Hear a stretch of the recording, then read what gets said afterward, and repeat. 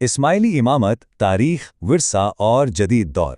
چلیے بغیر کسی تاخیر کے اس تجزیے کا آغاز کرتے ہیں۔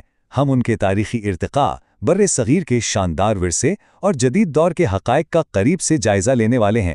یقین جانیے یہ ایک ایسا موضوع ہے جس میں عقیدت، طاقت اور جدید دنیا کے تقاضے سب ایک ساتھ جڑے ہوئے ہیں۔ ذرا تصور کریں، پاکستان کے شمالی علاقے اور گلگت کے وہ خوبصورت اور اونچے پہاڑ۔ موجودہ دور میں اسماعیلی فرقے کے 50ویں امام عبدالرحیم الحسینی، جنہیں آغا خان پنجم بھی کہا جاتا ہے، اپنا پہلا دیدار کرانے وہاں موجود ہیں۔ رنگ برنگے روایتی لباس، پہاڑوں کی گونج میں پڑھی جانے والی دعائیں اور عقیدت میں ڈوبے چہرے، یہ منظر پاکستان میں اسماعیلی وراثت اور ان کی ثقافتی جڑوں کی کتنی زبردست عکاسی کرتا ہے نا۔ لیکن یہ سفر یہاں تک پہنچا کیسے؟ دراصل اس شناخت کی بنیاد تاریخ کے ایک بہت بڑے اور اہم اختلاف پر رکھی گئی ہے۔ سال تھا 765 عیسوی۔ چھٹے شیعہ امام حضرت امام جعفر صادق علیہ السلام کی وفات کے بعد جانشینی کا ایک انتہائی اہم سوال کھڑا ہوا۔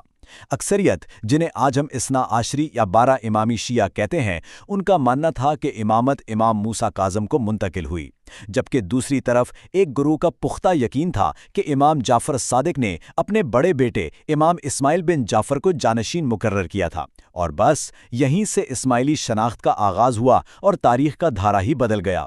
اس اختلاف کے بعد اگر ہم تاریخ پر ایک تائرانہ نظر ڈالیں تو 10ویں صدی کا دور ان کا ایک شاندار اور سنہری دور تھا۔ جی ہاں، قاہرہ میں خلافت فاطمیہ کا دور۔ انہوں نے مشہور زمانہ جامعہ الازہر کی بنیاد رکھی اور ایک زبردست علمی اور سیاسی عروج دیکھا۔ لیکن جیسا کہ ہم جانتے ہیں، وقت ایک سا نہیں رہتا۔ خلافت فاطمیہ کے زوال کے بعد یہ سلسلہ ایران اور شام کے دشوار گزار پہاڑوں تک پہنچا اور بالآخر 13ویں صدی میں قلعہ الموت کے زوال پر منتج ہوا۔ اب قلعہ الموت اور نظاری اسماعیلیوں کا ذکر آئے تو حسن بن صبا کی قیادت میں ان کے فدائین کو کیسے نظر انداز کیا جا سکتا ہے؟ یہ جانصاروں کا ایک ایسا مخصوص نیٹ ورک تھا جس نے سلجوقی سلطنت اور صلیبیوں یعنی کروسیڈرز کے خلاف انتہائی خفیہ اور گورلا حکمت عملی استعمال کی۔ خالصتاً تاریخی لحاظ سے دیکھا جائے تو یہ اس وقت کی علاقائی اور سیاسی کشمکش میں بقا کی ایک حیرت انگیز جنگ تھی۔ اور یہاں ایک بہت ہی دلچسپ بات ہے، مغرب میں ان فدائین کے بارے میں بے شمار دیومالائی کہانیاں گھڑی گئیں۔ انہیں حشاشین کہا گیا اور مشہور کیا گیا کہ یہ لوگ حشیش کے نشے میں کاروائیاں کرتے تھے۔ لیکن ممتاز مورخ فرحات دفتری نے اس مغربی مفروضے کو بالکل مسترد کر دیا ہے۔ دراصل حشاشین کوئی نشہ آور گروہ نہیں تھا، بلکہ یہ ان کے سیاسی مخالفین کی طرف سے استعمال کی گئی ایک تحقیر آمیز گالی تھی جس کا سیدھا سا مطلب تھا نچلے درجے کے بدکماش لوگ۔ یہ ہے تاریخ کا وہ پہلو جو اکثر دبا دیا جاتا ہے۔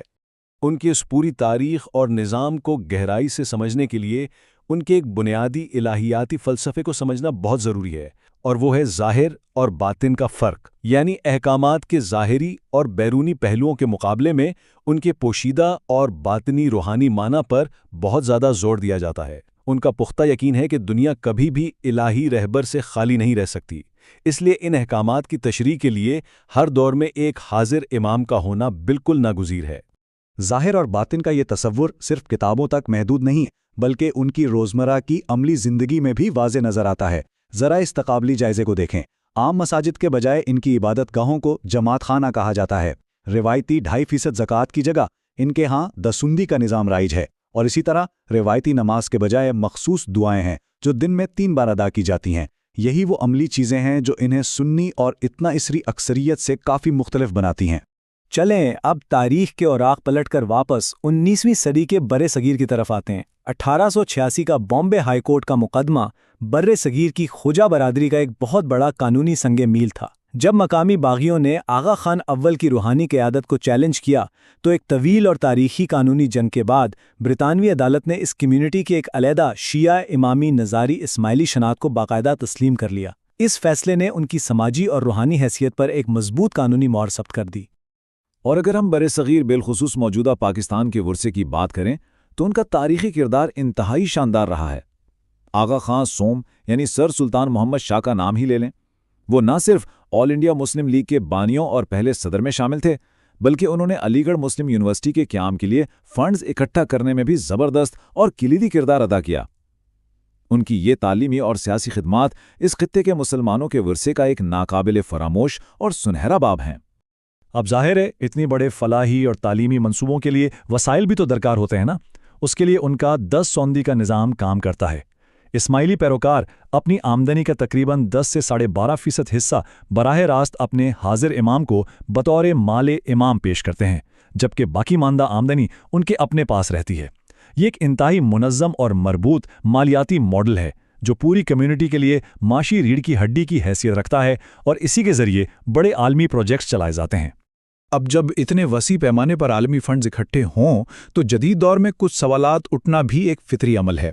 एक तरफ वो तनकीदी जाविया है जो आगा खान ख़ानदान की यूरोपी तर्ज ज़िंदगी, महलात, निजी तैयारों और महंगे रेसिंग घोड़ों पर शुकूक व शुबहात का इजहार करता है, लेकिन दूसरी जानिब खुद इस्माइली बरादरी का एक इंतहाई वाज़ेह नुक्ता नज़र मौजूद है।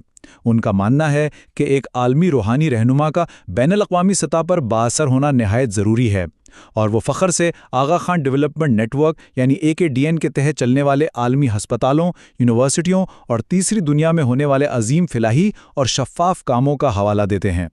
तो 8वीं सदी की एक तारीखी तकसीम से शुरू होने वाला ये सफ़र किला अल-मौत के पहाड़ों और बरसगीर की अदालतों से गुजरता हुआ आज एक जदीद और बेहद ताकतवर आलमी नेटवर्क की शक्ल इख्तियार कर चुका है। ऐसे में ये इंतहाई फ़िक्रअंगेज़ सवाल हमें सोचने पर मजबूर कर देता है कि एक सिलसिला किस तरह मगरबी अशराफिया के अरबपति तर्ज ज़िंदगी और तीसरी दुनिया में की जाने वाली अजीम व शान फलाई खिदमात के दरमियान ये हैरत अंगेज़ तवाज़ुन कायम रखे हुए है। ये यकीनन एक ऐसा पहलू है जो इस पेचीदा और दिलचस्प मौजू को मज़ीद गहराई से जानने की दावत देता है।